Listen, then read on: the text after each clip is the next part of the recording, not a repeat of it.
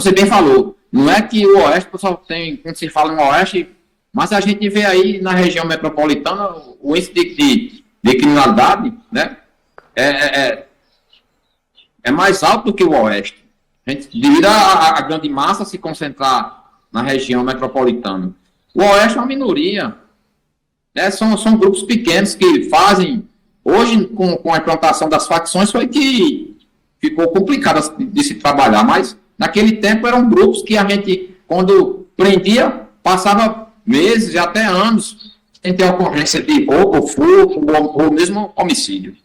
Bastava desbaratar aquela pequena quadrilha que aí já resolvia o problema de quem praticava os crimes na região, né? Não era sistematizado. Isso.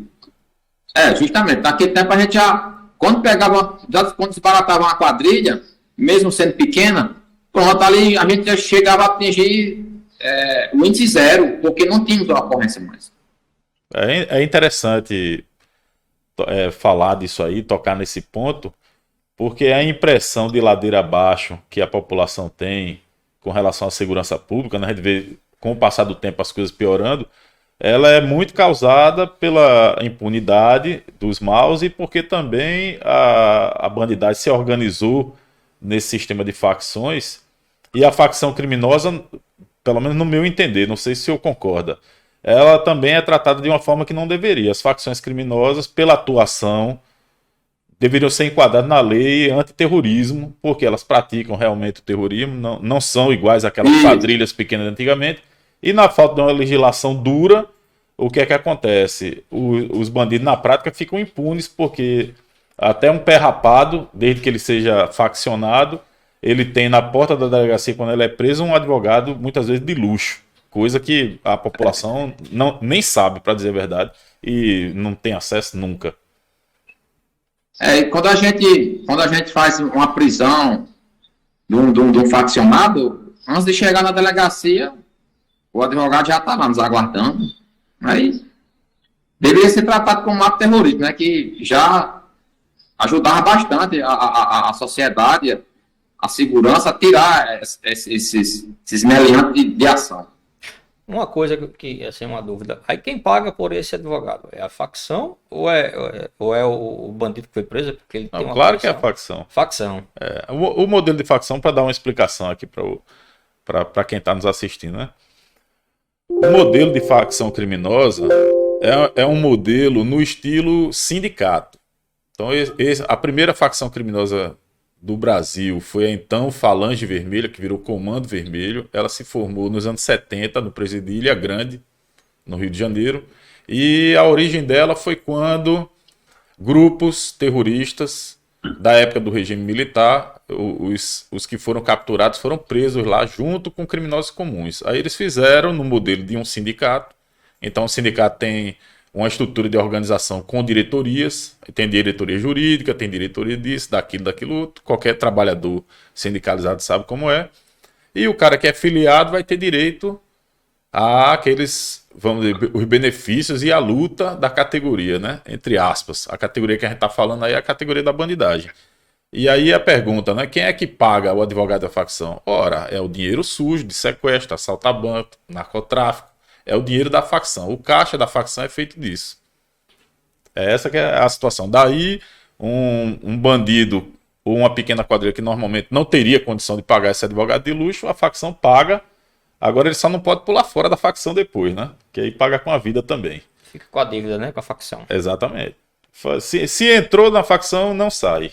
E tome crime para poder pagar, né, advogado? Exatamente. Então, a facção é uma... E a sociedade de bem, o trabalhador que pague por isso, né? Sendo assaltado, morto em casa, enfim, indo para o trabalho, voltando. Daí que para debelar as facções seria realmente muito importante que a cúpula, as cúpulas estaduais da segurança pública, até a cúpula nacional também, e o judiciário encarasse, vamos dizer assim, com um pouco mais de presteza, colocar leis mais duras, né? Principalmente enquadrando a legislação antiterror, porque o que a gente vê da parte das facções criminosas já muito extrapolou a questão de meramente atividade criminosa, né? Eles, por exemplo, o Rio Grande do Norte passou várias vezes por isso. E a gente vê que com a chegada das facções, realmente aumentou muito o índice de violência, não somente no nosso estado, mas em todo Em o Brasil, geral, né? a chegada do crack, a chegada das facções, né? Que na verdade as facções já estavam antes do crack, né? Tudo isso potencializa, e enquanto isso, as leis que têm sido feitas são leis sempre, em geral, favorecendo o bandido. E o cidadão de bem fica abandonado. Essa realidade das facções, certamente não é por falta de entendimento do que seja uma facção, mas ela não é tratada convenientemente, né? A guerra contra as facções criminosas não chega a ser nenhuma guerra, porque dificilmente a gente vê uma ação mesmo coordenada da parte do Estado para acabar com a facção. Prende membros da facção, mas se prender membros da facção não está destruindo a facção. E é isso, né? Mas vamos seguir aí na vida do senhor.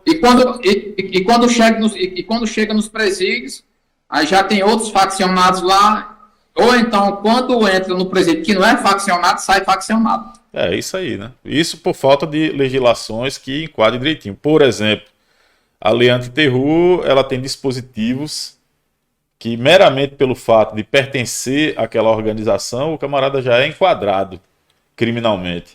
E o que a gente vê é, por exemplo, na internet, vários vídeos de elementos que são membros de facção declarando, fazendo gestos, símbolos, e eles ficam impunes porque, em princípio, se declarar membro de uma facção não configura crime. O cara não vai ser...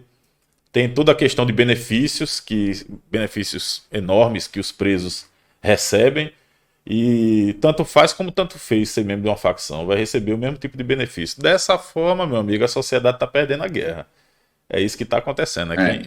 Quem paga o pato é o cidadão de bem. Eu me lembro que quando a gente identificava alguém que era de uma facção, a polícia ficava ali no encalço dele e ele se escondia, não dizia nem que era de facção.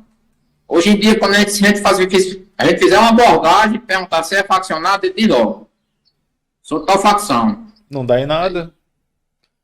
Né? A gente tem orgulho hoje de falar que é faccionado. Pois é, então, infelizmente, essa conquista, vamos dizer assim, da bandidagem, está custando caro à sociedade, e cada vez mais chegamos ao ponto aí, bem recentemente no Rio Grande do Norte, por exemplo, houve uma onda de atentados com uma finalidade política. Os faccionados, a cúpula, né, dessa facção colocou determinações que queria que o governo cumprisse para que ele cessasse os ataques. Então, quer dizer, uma coisa bem de grupo terrorista mesmo, mas infelizmente foi encarado como se fosse atos de vandalismo, incêndios, houve alguns assassinatos, Tá usando bomba, atentados cara. à bomba, A bomba, olha atentados só. à bomba. Então, como é que isso aí ainda está sendo encarado como vandalismo? É difícil entender essa situação, né? Mas bom, é o que temos para hoje. O que está acontecendo é isso aí. É aquele IED, né, Eric? Lá do Afeganistão. A gente Exatamente. história, né? Então, as bombas que eles estão utilizando aqui Usadas. no Afeganistão se chama IED, né? IED. A doutrina norte-americana.